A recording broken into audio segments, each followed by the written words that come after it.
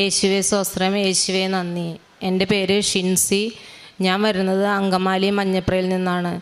എനിക്ക് പറയാനുള്ളത്, എൻ്റെ ബ്രസ്റ്റിൽ 10 വർഷമായിട്ട് മുഴയാണ്. ആ മുഴ എല്ലാ വർഷവും ഓപ്പറേഷൻ ചെയ്യണം. ഡോക്ടർമാർ ചെല്ലുമ്പോൾ പറയും ഇനി എവിടെയാണ് ചെയ്യാനുള്ളതെന്ന് ഞങ്ങൾക്കറിയില്ല, പക്ഷേ ഇത് ചെയ്തേ പറ്റുള്ളൂ, മരുന്നും കൊണ്ട് മാറില്ല എന്ന് എല്ലാ വർഷവും ഇത് തന്നെയാണ് പറച്ചിൽ. 6 മാസം ചെയ്യുമ്പോൾ സ്കാൻ ചെയ്യും. 6 മാസം കഴിഞ്ഞ് പിന്നെ 6 മാസം ചെല്ലാൻ പറയുമ്പോൾ ഓപ്പറേഷനാണ് പറയുന്നത്. ഞങ്ങൾ വലിയ വിശ്വാസമൊന്നും ഉണ്ടായിരുന്നില്ല. 2 വർഷം മുമ്പ് ഞാനിവിടെ വന്ന് മാതാവിൻ്റെ അടുത്ത് പ്രാർത്ഥിക്കും, പോവും, അങ്ങനെ എല്ലാ മാസവും വന്നുകൊണ്ടിരുന്നു. ഞാൻ മാർച്ച് 9-ാം തീയതി ഇവിടെ വന്ന് ഉടമ്പടി എടുത്ത് പോയി. അവിടെ ചെന്ന് ഒരാഴ്ച കഴിഞ്ഞ് വീട്ടിൽ ചെന്ന് കഴിഞ്ഞപ്പോൾ, ഞാൻ എയർപോർട്ടിൽ വർക്ക് ചെയ്യണതാണ്. അവിടെ ചെന്നപ്പോൾ എനിക്ക് ഭയങ്കര ശക്തമായ വേദന ബ്രസ്റ്റിൽ.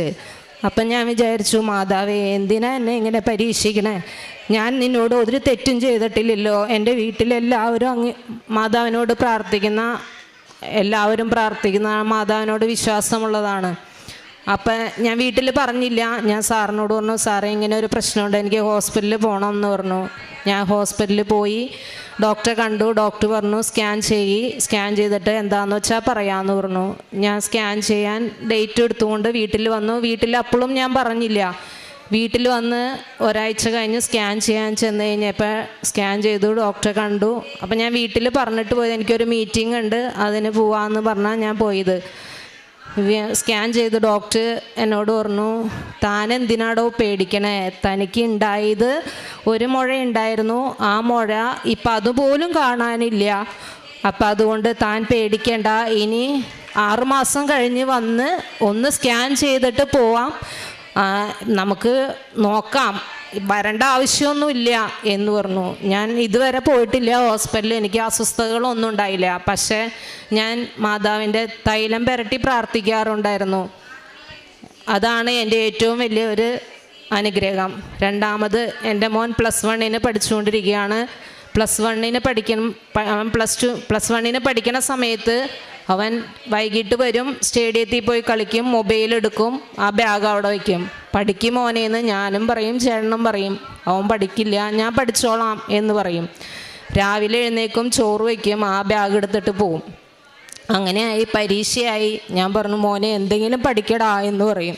അപ്പോൾ ഞാൻ മാതാവിനോട് പറയും, മാതാവേ ഞാൻ പറയുന്നുണ്ട്, അവനൊന്നും കേൾക്കണില്ല, നീ എന്താന്ന് വെച്ചാൽ ചെയ്യ് എന്ന് പറയും.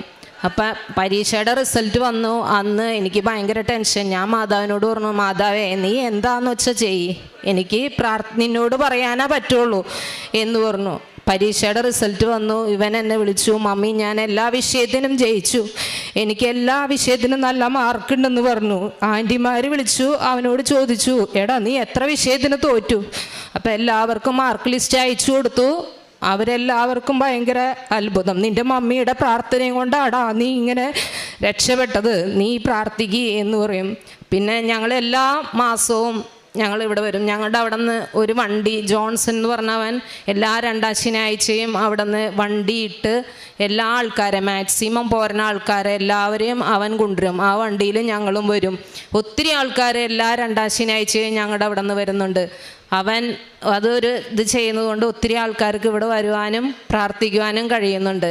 മൂന്നാമത്തെ എൻ്റെ സാക്ഷ്യം, എൻ്റെ മോള് +2 കഴിഞ്ഞിട്ട് 3 വർഷമായി അവൾ ജർമ്മൻ ഭാഷ പഠിച്ചുകൊണ്ടിരിക്കുകയായിരുന്നു. അവൾക്ക് പഠിച്ച് പാസ്സായിട്ട് 1 വർഷമായി. അവൾക്ക് എന്ത് ചെയ്താൽ പോകാൻ പറ്റണില്ല. എല്ലാവരും ചോദ്യങ്ങളായി.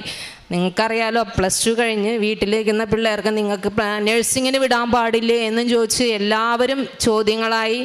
ഞാൻ ജോലി സ്ഥലത്ത് ചെല്ലുമ്പോഴും പറയും, എന്തിനാ കൊച്ചിൻ്റെ ഭാവി കാട്ടിക്കളെ, നഴ്സിങ്ങിന് വിടും. അപ്പോഴും ഞാൻ മാതാവിനോട്, മാതാവേ നീ വൈകിക്കുന്നത് എന്തെങ്കിലും നല്ലതിന് വേണ്ടിയായിരിക്കും, അല്ലാണ്ട് നീ ഒന്നും തരില്ലല്ലോ എന്ന് മാതാവിനോട് ഞാൻ പ്രാർത്ഥിക്കും. അവൾക്ക് വിസ വന്നു. അവൾ ഈ മാസം 31-ാം തീയതി ജർമ്മനിക്ക് പോവാണ്. അവൾ നഴ്സിംഗ് പഠിക്കാനാണ് പോകുന്നത്.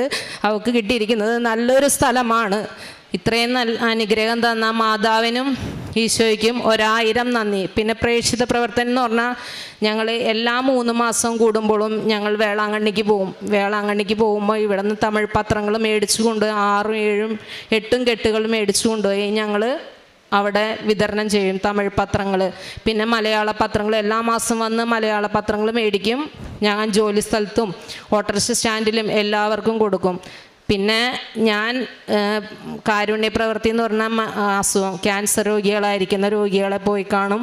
അവർക്ക് മരുന്ന് മേടിക്കാൻ പൈസ ഇല്ല എന്ന് പറയുമ്പോൾ ഞാൻ പൈസ ഒന്നിങ്ങനെ മരുന്ന് മേടിച്ചു കൊടുക്കും, അല്ലെങ്കിൽ പൈസയായിട്ട് കൊടുക്കും.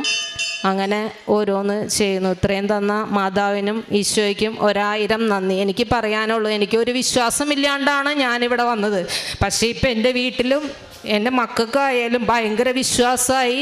നിങ്ങൾ വിശ്വസിച്ചാൽ കിട്ടാത്തതൊന്നുമില്ല, വിശ്വസിച്ച് പ്രാർത്ഥിക്കുക നിങ്ങൾ. അതാണ് എനിക്ക് പറയാനുള്ളത്. സ്നേഹം നിറഞ്ഞവരെ, ജോസഫ് അച്ഛൻ തൻ്റെ ശുശ്രൂഷയിൽ എപ്പോഴും പറയുന്ന ഒരു കാര്യമുണ്ട്.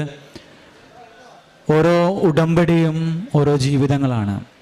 ഒരു വ്യക്തി ഉടമ്പടി പത്രിക അച്ഛൻ്റെ കയ്യിൽ കൊടുക്കുമ്പോൾ അച്ഛൻ പറയുന്നത്, ഞാൻ മാതാവിനോട് പറയും, മാതാവ് ഇതൊരു ജീവിതമാണ്. നമ്മുടെ മുൻപിൽ ഷിൻസി സേവ്യർ എന്ന സഹോദരി തൻ്റെ ഉടമ്പടി ജീവിത സാക്ഷ്യം പങ്കുവയ്ക്കുമ്പോൾ ഈ സഹോദരി നമ്മളോട് തൻ്റെ ജീവിതത്തിൽ ഉണ്ടായ പരിശുദ്ധ അമ്മയുടെ വലിയ ഇടപെടലും പരിശുദ്ധ അമ്മയുടെ വലിയ സംരക്ഷണവും നമ്മളുടെ മുൻപിൽ പങ്കുവയ്ക്കുകയാണ്.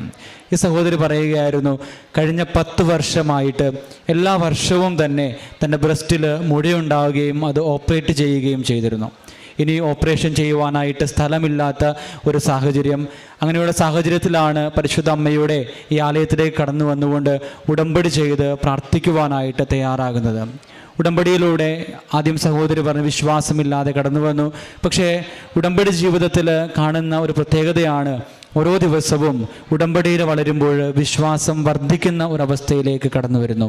പ്രിയമുള്ളവരെ, അങ്ങനെ ഓപ്പറേഷന് വിധേയമായിക്കൊണ്ടിരുന്ന സഹോദരി ഉടമ്പടിയിൽ പ്രാർത്ഥിച്ച് നേർച്ച വസ്തുക്കൾ ഉപയോഗിക്കുമ്പോൾ അത്ഭുതകരമായിട്ടുള്ള രോഗസൗഖ്യം കാണുകയാണ്. വിശുദ്ധ ഗ്രന്ഥത്തിൽ ഏറെ പ്രത്യേകമായിട്ട് സുവിശേഷത്തിൽ ഒത്തിരിയേറെ രോഗസൗഖ്യത്തിൻ്റെ അനുഭവങ്ങൾ നമ്മൾ വായിച്ചെടുക്കുന്നുണ്ട്. നമ്മൾ ഉടമ്പടിയിലും ഇത് തന്നെയാണ് കാണുന്നത്. സുവിശേഷം തുടർന്നുകൊണ്ടിരിക്കുകയാണ്. ഈശോ ഇന്നും ഉടമ്പടി പ്രാർത്ഥനയിലൂടെ അനേകരുടെ ജീവിതത്തിൽ രോഗസൗഖ്യമായിട്ട് ഒത്തിരിയേറെ അനുഭവങ്ങളായിട്ട് കടന്നു വരുന്നു. ഈ സഹോദരി നമ്മളോട് ഈ അനുഭവ സാക്ഷ്യം പങ്കുവെക്കുമ്പോൾ നമുക്ക് ഇരുകരങ്ങളും അടിച്ച് ദൈവനാമത്തെ മഹത്വപ്പെടുത്താം. ഇവരുടെ ജീവിതത്തിൽ, ഈ സഹോദരിയുടെയും മക്കളുടെയും ജീവിതത്തിൽ പരിശുദ്ധ അമ്മയോട് ലഭിച്ച എല്ലാ അനുഗ്രഹങ്ങൾക്കും നമുക്ക് ഈശോയ്ക്ക് നന്ദി പറയാം. അത്യപൂർവ ദൈവാനുഭവങ്ങൾ ഇനി നിങ്ങൾക്കും സ്വന്തം. ഈ യൂട്യൂബ് ചാനൽ ഇതുവരെ സബ്സ്ക്രൈബ് ചെയ്തിട്ടില്ലെങ്കിൽ ഇപ്പോൾ തന്നെ സബ്സ്ക്രൈബ് ചെയ്യുക. ഈ വീഡിയോ ഇപ്പോൾ തന്നെ നിങ്ങളുടെ സുഹൃത്തുക്കൾക്ക് ഷെയർ ചെയ്തുകൊണ്ട് കർത്താവിൻ്റെ പ്രേക്ഷിതരാകുക.